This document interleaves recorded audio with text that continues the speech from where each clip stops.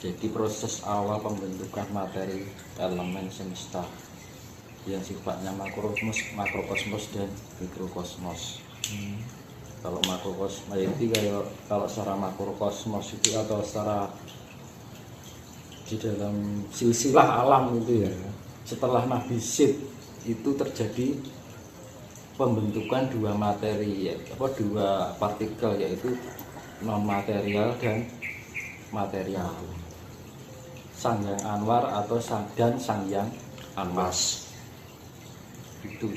Jadi yang dinamakan Sid itu atom yang kalau di teori Big Bang itu ledakan yang berbentuk cahaya itu yang dinamakan Sangyang Anwar. Dan pencahayaan itu menimbulkan pecahnya materi, terbentuknya planet-planet, bintang, meteor, kan itu materi. Awalnya seperti itu.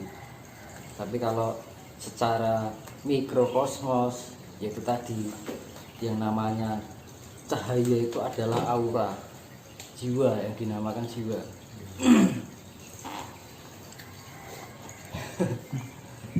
Jadi setelah itu ada perbentukan ion kan itu. Setelah saya bentukan ion itu yang sifatnya non materi.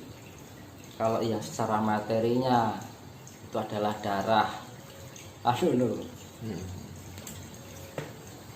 roh itu mas. Iya.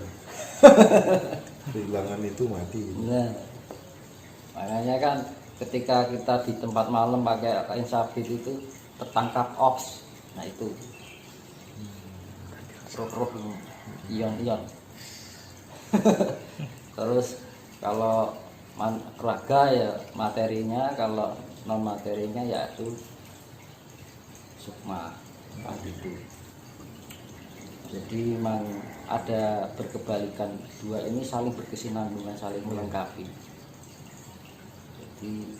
Jadi ini kembali pada alasan kenapa saya menjelaskan dari pertama manusia dan alam diciptakan sampai terbentuknya gunung-gunung, sampai terbentuknya makhluk hidup, dari manusia purba hingga sampai kita sekarang itu. Jadi secara manusiawi keadaan itu leluhur semuanya, ya leluhurnya bumi, ya leluhurnya tidak hanya manusia, ya leluhurnya bintang dan semuanya. Kalau leluhur kita secara manusia itu manusia purba. Itu fakta, bukan mitos. Karena bukti penelitiannya juga sudah ada. Makanya itulah yang makanya di manusia purba atau fosil-fosil purba banyak ditemukan di 3 daerah itu. Yang paling banyak adalah Sangiran di pesisir kaki Gunung Lawu, terus Wajah Kencis di Tulungagung di kaki Gunung Wilis, dan Penanggungan yaitu Mojokerto, PT Kantobus Mojokerto Kencis yang ada di Penanggungan. Nah itu dari 3 gunung itu sampai sekarang nggak ada masalah, 1 juta aman-aman aja. Ketika di tempat lain banyak bencana kok aman-aman aja. Betul, termasuk corona juga begitu mas. Iya. Logis kan gitu. Jadi itulah fungsinya spiritual. Kalau kita sudah memahami tingkat partikel itu, mempelajari tentang kelembutan partikel-partikel alam semesta yang sifatnya non material. Kalau secara materi kan bina ketok terlihat gitu loh. Kalau non material itu sangat susah sekali.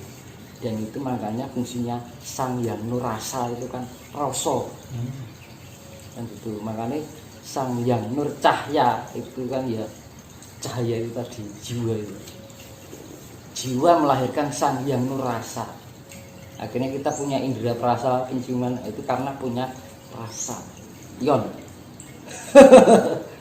Itu makanya dolanan HP iso ngrasake kandel tipis kan karena kita ada ion-ion tadi. Nah, ion-ion tadi terdapat senyawa. Senyawa itu membentuk zat cair, zat padas, tak padat, zat gas, zat api. Kan itu. Darah itu. Kayak guyu denger tora. Jadi Aku aku lihat di bahasan fisika ini gak paham. Ion nih. Jadi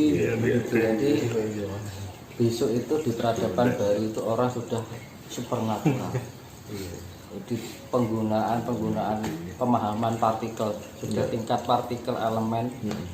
Jadi yang sekarang masih belum terbebas dengan imajinasi pikir, tapi besok itu sudah lepas dari imajinasi pikiran. Dan barangkali dulu kita kenal sebagai sesuatu hal yang gaib dan irasional, nanti semuanya bisa dinyatakan, bisa dilogikakan dengan sang yang rasa kita, nur rasa. Iya betul.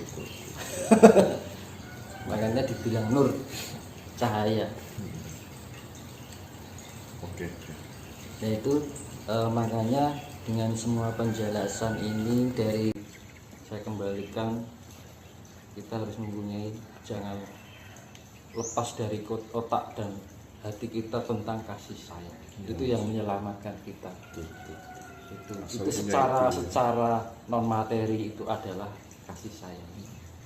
Tapi secara materi itu antara proton dan neutron itu harus kondisi kapasitasnya sama 50% antara nafsu dan ego itu harus 50% dan akhirnya dari 50% dan 50% ini antara proton dan neutron sama muatannya sama, kekuatan muatannya yang tarik menarik, akhirnya timbul kekuatan neutron.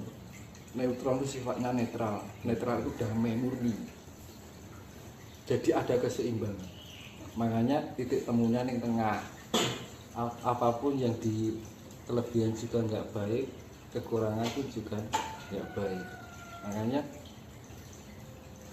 lah fungsinya saya memberi jadi aku memberitahu soal kejadian gini, tapi juga bertanggung jawab untuk memberikan solusi kan gitu. Jadi tidak meramal tapi nggak ada solusinya kan kasihan kan, itu yang mendengarkan. Jadi ibaratnya ya seperti yang saya bilang itu, di sana jalannya liku-liku banyak, jalan yang tanjakannya tinggi, nanti kalau ke sana harus persentase satu aja. Nah, entah itu benar atau tidak, pakai persentase satu pasti aman. Aman. Gitu. Tapi kalau sudah dibilang itu nggak percaya, ternyata benar. Ya jadi mulai sekarang harus menimbulkan rasa welas asih itu. Kita mengamanyakan welas asih, sifat-sifat welas asih itu kepada banyak orang yang masih ada. Dan yang penting lagi adalah kasih sayang. Jadi orang harus berguna bagi alam. Yang penting hindari sifat adigang, adigung, adiguno.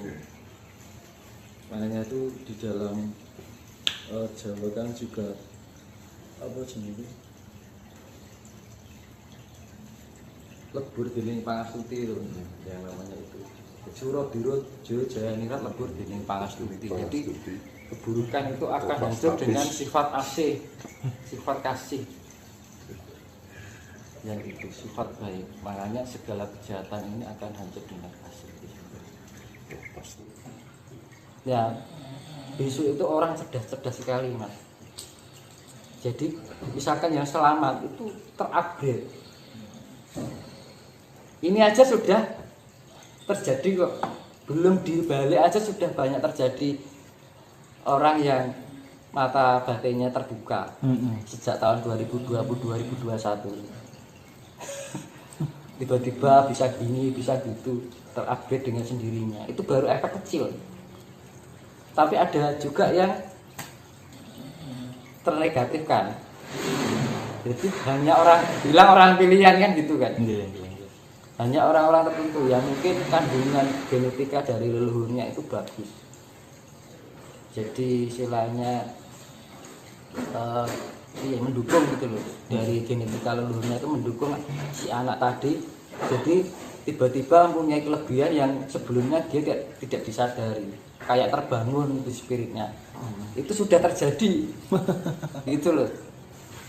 Itu baru efek kecil. Belum nanti kalau sudah pembalikan gini, efeknya besar sekali. Dan besok ketika banyak orang bisa memahami partikel semesta itu tadi, orang akan pintar mencerdaskan diri. mengerti caranya penyempurnaan diri potensial yang ada di dalam diri dari setiap partikel dan cahaya dan aura semuanya itu tadi. Dengan mudah di zaman orang-orang dahulu itu dengan mudah dia ingin menyempurnakan partikel-partikel dalam bagian tubuh, semua bagian tubuh manusia itu di zaman itu. Makanya di ajaran besok itu ya seperti saya jelaskan di video sebelumnya, akan kembalinya ilmu sangkan paraning dumadi, tapi secara metode ilmiah, tapi konsepnya sama. Ilmu sangkan paraning dumadi panglurating biyu, kan itu ilmu suatu pengetahuan. Sangkan paraning dumadi itu kan dari awal berangkat dumadi kembali ke asal. Pangruating biu itu penyempurnaan diri agar kita menjadi hal yang sifatnya kotor dalam tubuh kita itu menjadi sempurna lagi. Nah tadi makanya saya jelaskan tadi yang untuk pemurnian itu yang dimurnikan ada dua sifat, yaitu non material dan material. Non material tugasnya Isa Al-Masih itu tadi, kalau di wayang Isa Geni, kan gitu. Isa Geni titisane Sang Yang Wenang, Isa Al-Masih dibilang kalau Nasrani putra Allah, kan ngono. Ya dengan cara kasih. Nah, untuk penyempurnaan partikel non materi itu dengan kasih penyempurnaannya, pemurniannya, kan gitu. Terus ya tadi yang non materi, yang materi itu penyempurnaannya dengan air laut.